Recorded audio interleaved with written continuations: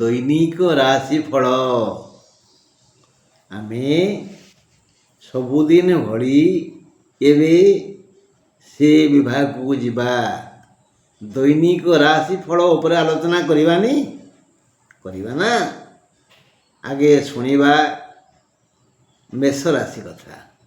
ମେଷ ରାଶିଙ୍କ ପାଇଁ 3 ତାରିଖ ମଙ୍ଗଳବାର।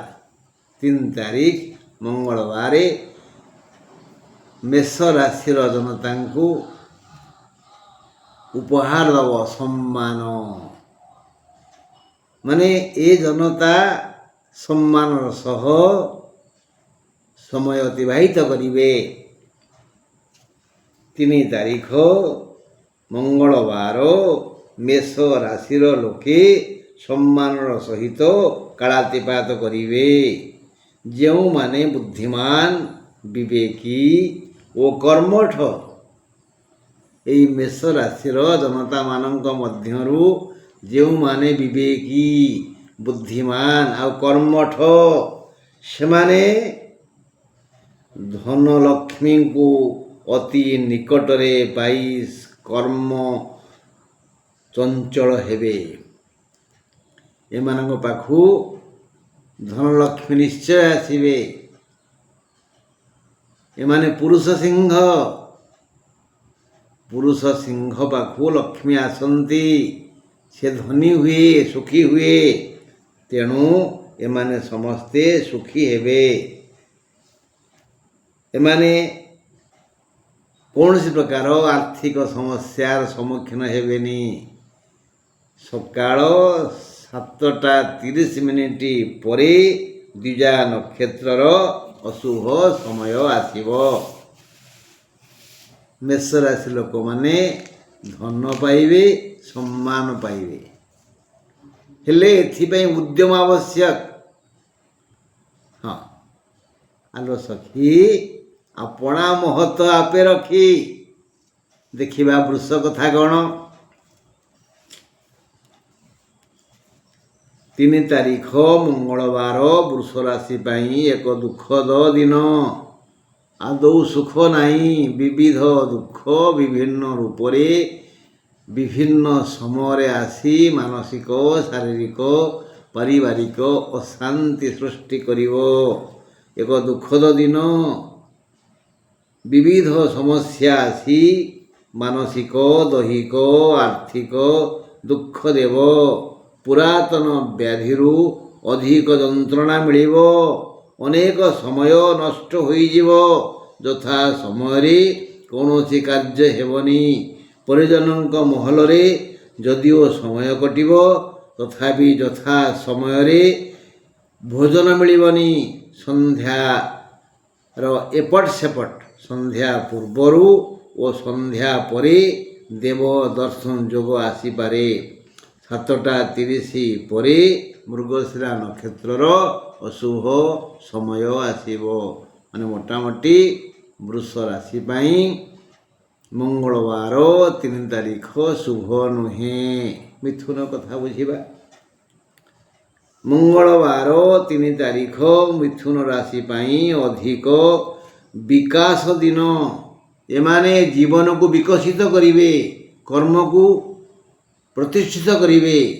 ସେମାନେ ଯେଉଁ କର୍ମ କରି ବଞ୍ଚୁଛନ୍ତି, ଯିଏ ଯେଉଁ ବୃତ୍ତି, ବ୍ୟବସାୟ, ସେବା, ଚାକିରିରୁ ଧନ ରୋଜଗାର କରି ବଞ୍ଚୁଛନ୍ତି, ତାହାର ସେ ଅଭିବୃଦ୍ଧି କରିବେ। ସେମାନେ ବିକଶିତ ହେବେ। ଅଧିକ ବିକାଶ ଦିନ। ସ୍ୱାସ୍ଥ୍ୟର ଉନ୍ନତି ହେବ। ଭାଇ ଭଉଣୀ ସମ୍ପର୍କ ସୁଦୃଢ଼ ହେବ। ଯେଉଁ ବୃତ୍ତିରୁ ଜୀବିକା ଅର୍ଜନ କରୁଛନ୍ତି, ତାହାର ଉନ୍ନତି ବିଧାନ କରୁଥିବା ସମସ୍ତ ଉପାୟ ତାଙ୍କ ମୁଣ୍ଡକୁ ଆସିବ। ଆଉ ବିବେକୀ ଅଧିକ ରୋଜଗାର କରିବେ। ବିବେକୀ ସବୁବେଳେ କୁହାଯାଉଛି କାହିଁକି? ଯେ ବିବେକୀ ସିଏ ନିଜ ବୁଦ୍ଧିର ସୁବିନିଯୋଗ କରେ। ଆଳସ୍ୟକୁ ନିକଟରୁ ଦୂରେଇ ଦିଏ। କଠିନ ପରିଶ୍ରମ କରେ। ଆଉ ଯିଏ ନିର୍ବିବେକ, ତାକୁ ତ ଆଳସ୍ୟ ଜାବୁଡ଼ି ଧରେ। ସେ ଖାଲି ଦେହି ଖାଲି ମାଗେ ସମସ୍ତଙ୍କୁ, ଦିଏ ନା କାହାକୁ। ତେଣୁ ଆପଣମାନେ ତ ବିବେକୀ, ନିଜ ବୁଦ୍ଧି ବିଦ୍ୟାର ବିନିଯୋଗରେ କଠିନ ପରିଶ୍ରମ କରି ଧନ ରୋଜଗାର କରନ୍ତୁ, ନିରୋଗ ରୁହନ୍ତୁ, ସୁଖରେ ରହନ୍ତୁ। ଏଇଟା ହିଁ କହିବା ଆମର ଉଦ୍ଦେଶ୍ୟ। ସ୍ୱାସ୍ଥ୍ୟ ସମସ୍ୟା ନାହିଁ, ମୁଁ ସମ୍ମାନିତ ରହିବି, ସୁଖରେ ରହିବି, ଉଦ୍ୟମ କରିବି, ଏହି ଚିନ୍ତା ମିଥୁନ ରାଶିର ବ୍ୟକ୍ତିମାନଙ୍କୁ ଚଳଚଞ୍ଚଳ କରିବ। 7ଟା 30 ପରେ ପୁନର୍ବସୁର ଅଶୁଭ ସମୟ ଆସିବ। କର୍କଟ ରାଶି 3 ତାରିଖ ମଙ୍ଗଳବାର କର୍କଟ ରାଶି ଜନତାଙ୍କୁ ମିଥ୍ୟା ଅପବାଦ ମିଳିବ। ମିଥ୍ୟା ଭାରି କଷ୍ଟ ହେବ। ଜଣେ ସାଧୁକୁ ଅସାଧୁ କହିଲେ, ନିର୍ଦ୍ଦୋଷକୁ ଦୋଷୀ ବୋଲି ସାବ୍ୟସ୍ତ କଲେ, ଜଣେ ପରମା ସତୀଙ୍କୁ ଅସତୀ ବୋଲି ଆଙ୍ଗୁଠି ଦେଖେଇଲେ, ଭାରି ବାଧିବ। ହେଲେ ଏହି ନିର୍ଦ୍ଦୋଷମାନଙ୍କୁ ଯେ ବୃଥା ଅପବାଦ ଦିଅନ୍ତି ତାଙ୍କୁ ଦୈବଦଣ୍ଡ ମିଳେ, ଜାଣିଥିବେ ଭାଇ। ନିର୍ଦ୍ଦୋଷଙ୍କୁ ଯିଏ ଦଣ୍ଡ ଦିଏ ତାଙ୍କୁ ଦୈବଦଣ୍ଡ ମିଳେ। ତେଣୁ ନିର୍ଦ୍ଦୋଷକୁ ଦୋଷୀ ସାବ୍ୟସ୍ତ କରିବା ପାଇଁ ଜମା ମାନସିକ ପ୍ରସ୍ତୁତି ହୁଅନ୍ତୁନି। ଆପଣ ବୁଦ୍ଧିମାନ ହେଇପାରନ୍ତି, ବୁଦ୍ଧିର ବିନିଯୋଗ କରନ୍ତୁ ଅନ୍ୟ କ୍ଷେତ୍ରରେ, କିନ୍ତୁ କୌଣସି ନିର୍ଦ୍ଦୋଷକୁ ଦୋଷୀ ବୋଲି ସାବ୍ୟସ୍ତ କରନ୍ତୁନି। ହେଲେ ଇଏ କ୍ଷତିଟା ଖାଲି ଆପଣଙ୍କର ହେବନି, ଆପଣଙ୍କର ପୁଅ ନାତି ଏମିତି 14 ପୁରୁଷ ପର୍ଯ୍ୟନ୍ତ ଅଭିଶାପ ରହିଯିବ। କେବେ ବି ନିର୍ଦ୍ଦୋଷକୁ ଦୋଷୀ ବୋଲି ସାବ୍ୟସ୍ତ କରନ୍ତୁନି, କଲେ ମରିବେ। ଘାଣ୍ଟି ଚକଟି ହେବେ, ନରକ ଏଇଟା କୁହାଯାଏ। କିନ୍ତୁ କର୍କଟ ରାଶି ପାଇଁ ଆଜି ମିଥ୍ୟା ଅପବାଦ ଶୁଣିବାକୁ ମିଳିବ। ମିଥ୍ୟା ଅପବାଦ, ଜନତାଙ୍କୁ ମିଥ୍ୟା ଅପବାଦ ଶୁଣିବାକୁ ମିଳିବ। ଦେହ ଖରାପ ହେବ, ପେଟ ଆଖି ନଖରେ ଯନ୍ତ୍ରଣା ହେବ।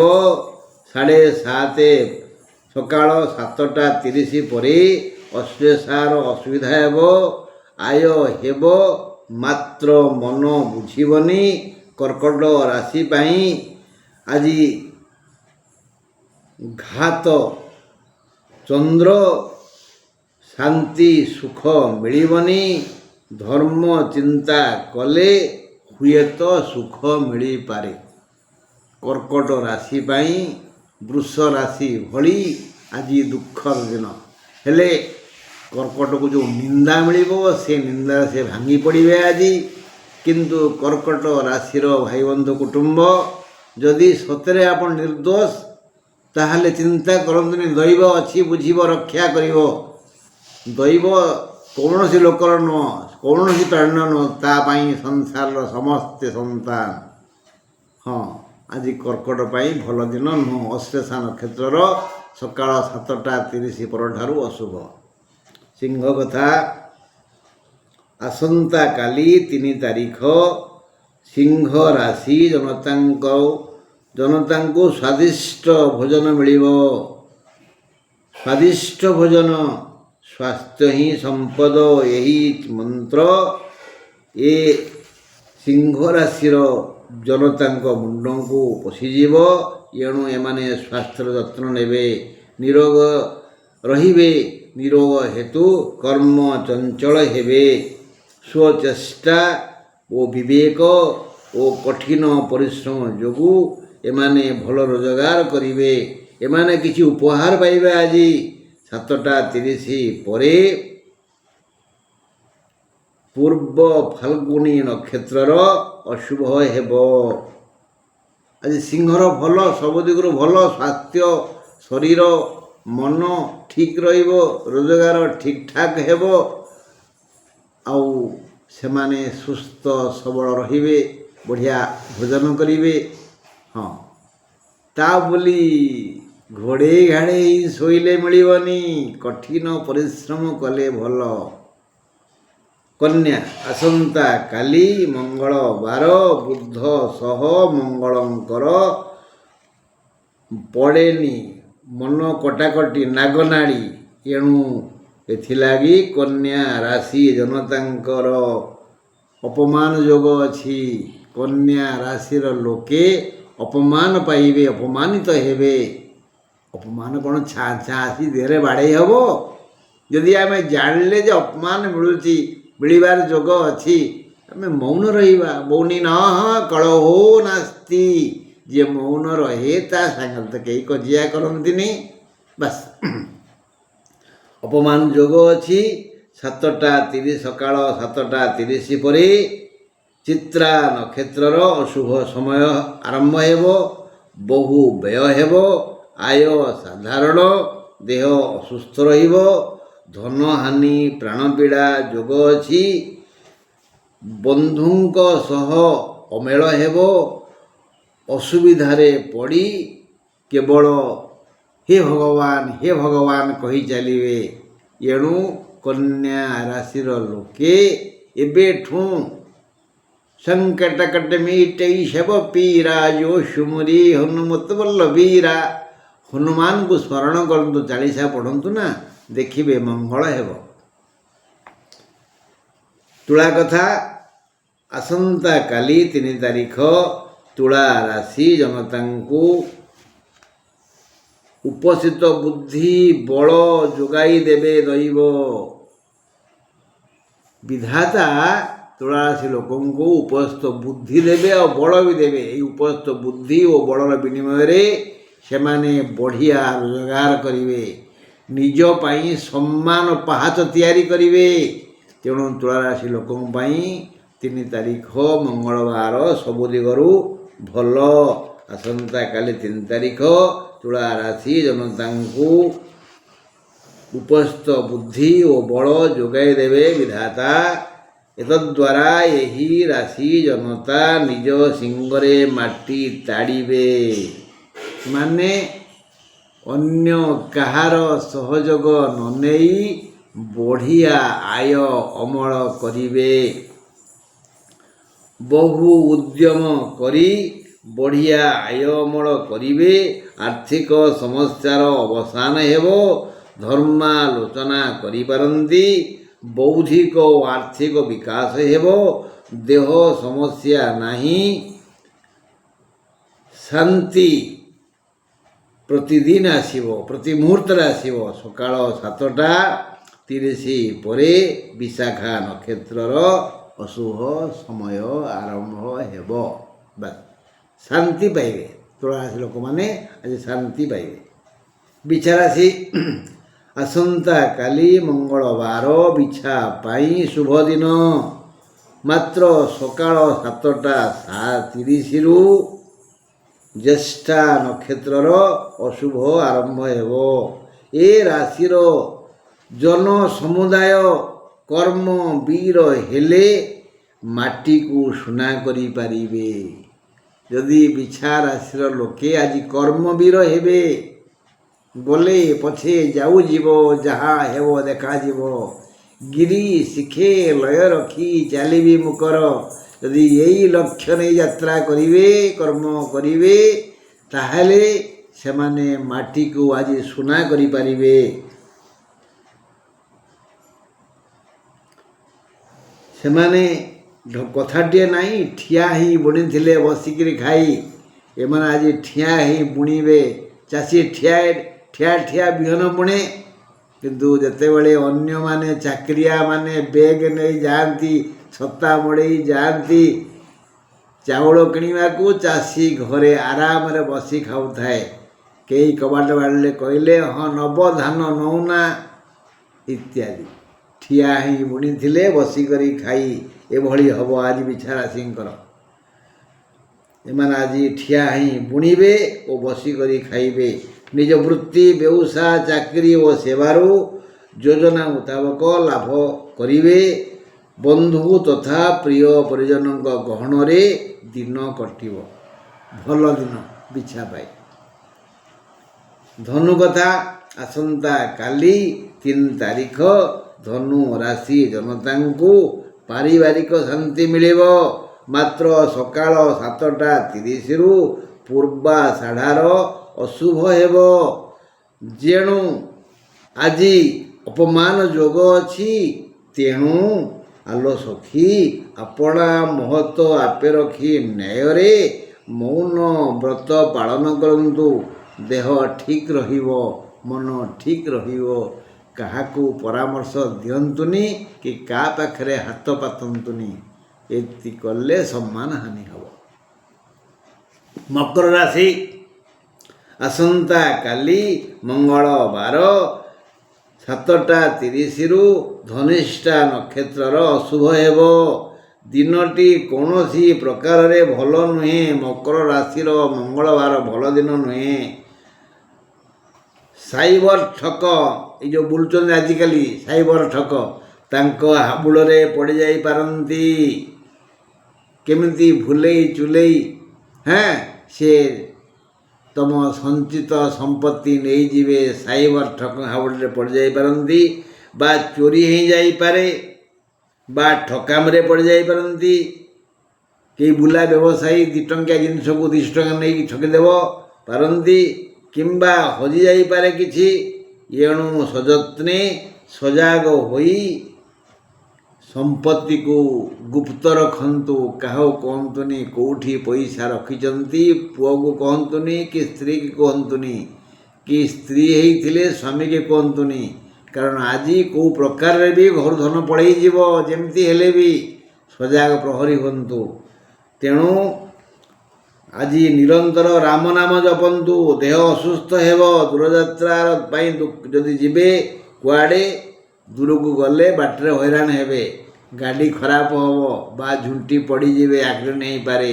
ହୁସିଆର। ମକର ରାଶି ଟିକେ ହୁସିଆର। ଆଜି ଦୁଃଖପ୍ରଦ ହେବ। ଭଲ ଦିନ ନୁହେଁ। ସମସ୍ୟା ପରେ ସମସ୍ୟା ଆସିବ। ମୁଖ୍ୟତଃ ଧନ ପଳେଇଯିବ ଆଜି। ସେଥିପାଇଁ ଟିକେ ଏଇ ମକର ରାଶି ମାନେ ଧନକୁ ସଜାଗ ରଖନ୍ତୁ। ଚୋରି ହେଇପାରେ, ଠକି ଯାଇପାରେ, ହଜି ଯାଇପାରେ। ଯଦି ଧନ ସତ୍, ତାହେଲେ ତାକୁ ତ କେହି ନେଇପାରିବେନି। ହେଲେ ଯଥା ସମୟରେ ସେ ସତ୍ ଧନ ବି କାମରେ ଲାଗିବନି। କେଉଁଠି ଆପଣ ରଖିଦେଇଥିବେ ମନେ ପଡ଼ିବନି। ସେଇଆ ବରଂ ହଉ, ଆଜି ନହେଲେ କାଲି ତ ସେଟା ମିଳିଯିବ ଆମକୁ, କିନ୍ତୁ ପର ହାତକୁ ନ ଯାଉ। ନା କ'ଣ କହୁଛନ୍ତି?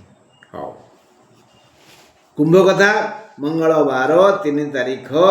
କୁମ୍ଭ ରାଶି ଜନତା ଯଥାର୍ଥ ଉଦ୍ୟମ କରିବେ। ଆଜି ସେ ଉଦ୍ୟମୀ ହେବେ। ଉଦ୍ୟମେନ ହିଁ ସିଦ୍ଧ୍ୟନ୍ତି। ଜାଣିଛନ୍ତି ସେମାନେ ଉଦ୍ୟମୀ ହେବେ। ପର ବୁଦ୍ଧିରେ ପରିଚାଳିତ ହେବେନି। ନିଜ ବୃତ୍ତି, ବ୍ୟବସାୟ, କର୍ମ ଓ ସେବାରେ ତଲ୍ଲୀନ ହୋଇ କର୍ମ କରିବେ। ଯଦି ପରବୁଦ୍ଧିରେ ପରିଚାଳିତ ହେବେନି, ନିଜ ବୁଦ୍ଧିକୁ ସର୍ବସ୍ୱ ଭାବିବେ, ତେବେ ଭାଗ୍ୟଲକ୍ଷ୍ମୀ ସେମାନଙ୍କୁ ଆଲିଙ୍ଗନ କରିବ। ଭାଗ୍ୟଲକ୍ଷ୍ମୀ ସେମାନଙ୍କୁ ଗୋଟିଏ ଗୋଟିଏ ସୁନା ଅଣ୍ଡା ଦିଆ କୁକୁଡ଼ା ଯୋଗାଇ ଦେବ। ଏଇମାନେ ହିଁ ଗୋବରକୁ ସୁନା କରିପାରିବେ। ଯଦି କର୍ମ, ବଢ଼ିଆ ଦିନ ଆଜି କୁମାର ସାହେବ, ବଢ଼ିଆ ଦିନ। ଯଦି ପରବୁଦ୍ଧିରେ ପରିଚାଳିତ ନ ହେବେ, ଆଉ କାହାର ଦୁର୍ନାମ କରିବେନି, କାହାର ଘର ଭାଙ୍ଗିବେନି, ନିଜ ବୁଦ୍ଧିରେ ନିଜ ଚିନ୍ତା କରିବେ, ତେବେ ସେମାନେ ଆଜି ସୁନା ଅଣ୍ଡା ଦିଆ କୁକୁଡ଼ା ପାଇବେ। ମାନେ ଅଳ୍ପ ପରିଶ୍ରମରେ ବହୁତ ରୋଜଗାର କରିବେ। ଆୟ ଅମଳ ପାଇଁ ପ୍ରଶସ୍ତ ଦିନ ଆଜି। ଦେହ ଠିକ୍ ଠାକ୍ ରହିବ। ଯଥା ସମୟରେ ସବୁ କାର୍ଯ୍ୟ ହେବ। ମାତ୍ର ସକାଳ 7ଟା 30 ଠାରୁ ପୂର୍ବଭାଦ୍ର ନକ୍ଷତ୍ରର ଅଶୁଭ ହେବ। ହେଲା। ମୀନ ରାଶି 3 ତାରିଖ ମଙ୍ଗଳବାର ଜନତାଙ୍କୁ ଆନନ୍ଦ ଦେବ। 3 ତାରିଖ ମଙ୍ଗଳବାର ମୀନ ରାଶି ଜନତା ଖୁସି ଖବର ଶୁଣିବେ। ମାତ୍ର ସକାଳୁ 7ଟା 30 ଠାରୁ ରେବତୀ ନକ୍ଷତ୍ରର ଅଶୁଭ ଆରମ୍ଭ ହେବ। ସବୁରି ମୂଳରେ ଚେଷ୍ଟା। ଯଦି ଚେଷ୍ଟାର ମିତ୍ର ହେଉଛି ବୁଦ୍ଧି। ଆମ ଯେଉଁ କାମ ପାଇଁ ଚେଷ୍ଟା କରୁଛେ, ସେ ଚେଷ୍ଟାର ମୂଳରେ ତା ସାଙ୍ଗ କିଏ? ନା ଚେଷ୍ଟାର ମିତ୍ର ହେଲା ବୁଦ୍ଧି। ବୁଦ୍ଧିର ଗୁରୁ ହେଲେ ବିବେକ। ସୁତରାଂ ଯଦି ବିବେକ ବଳରେ ବୁଦ୍ଧି ଖଟାଇ ଯଥାର୍ଥ ଉଦ୍ୟମ କରିବେ କିଏ? ମୀନରାଶି ଲୋକମାନେ। ପରବୁଦ୍ଧିରେ ପରିଚାଳିତ ହେବେନି। ବିବେକ ଖଟେଇ ବୁଦ୍ଧିର ସୁବିନିଯୋଗ କରିବେ, କଠିନ ପରିଶ୍ରମ କରିବେ, ତେବେ ଅକ୍ଳେଶରେ ଅସାଧ୍ୟ ସାଧନ କରିବେ। ଅକ୍ଳେଶରେ ବିନା କ୍ଲେଶରେ ବିନା କଷ୍ଟରେ ଅସାଧ୍ୟ ସାଧନ କରିବେ। ଅସାଧ୍ୟ ସାଧନ କରିବେ ମାନେ ଧନୀ ହେବେ, ସୁଖ ଦୂର ପାଖକୁ ଆସିବ, ଦୁଃଖ ଦୂର ହେଇଯିବ, ଧନ ଜନ ଗୋପ ଲକ୍ଷ୍ମୀ ଖାଦ୍ୟ ପେୟ ଶଯ୍ୟା ବନ୍ଧୁ ଆଦି ସମସ୍ତ ସୁଖ ମୀନରାଶି ଲୋକ ପାଖକୁ ଆସିବ। ହେଲା, ଏମାନେ ସବୁ ଆସିବା ପାଇଁ ଚାହୁଁଛନ୍ତି। କିଏ? ଧନ ଜନ ଗୋପ ଲକ୍ଷ୍ମୀ ଆହାର ବିହାର ଶଯ୍ୟା ମିତ୍ର ଏସବୁ ଆସିବା ପାଇଁ ଚାହୁଁଛନ୍ତି। କିନ୍ତୁ ତମ ଗେଟ୍ରେ ତାଲା ପଡ଼ିଛି, ସେ ଗେଟ୍ ଖଟଖଟ କରୁଛନ୍ତି। କେମିତି ଖୋଲିବେ? ଉଦ୍ୟମ କରନ୍ତୁ, ଚେଷ୍ଟା କରନ୍ତୁ, ବିବେକୀ ହୁଅନ୍ତୁ, ବୁଦ୍ଧି ହୁଅନ୍ତୁ, ପର ବୁଦ୍ଧିରେ ପରିଚାଳିତ ହୁଅନ୍ତୁନି, ପରଚର୍ଚ୍ଚା କରନ୍ତୁନି, ଠିକ୍ ପରିଶ୍ରମ କରନ୍ତୁ। ଠିକ୍ ପରିଶ୍ରମ ଦେଖିବେ ସବୁ ସୁଖ କେମିତି ଆପଣା ଛାଏ ପାଖକୁ ଆସିବ। ହଁ ବନ୍ଧୁ, ମୁଁ ଆପଣଙ୍କୁ ଆଉ ଥରେ କହିଦେଉଛି, ମଙ୍ଗଳବାର 3 ତାରିଖ ଚନ୍ଦ୍ରଗ୍ରହଣ।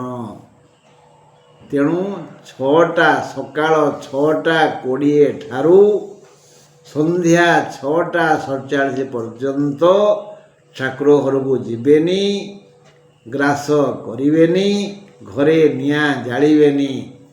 ଯାହା କାମ କରିବେ 6:20 ପୂର୍ବରୁ, ଯାହା କରିବେ 6:47 ପରେ। ରହିଲି, ନମସ୍କାର। ଓମ୍ ଶାନ୍ତି।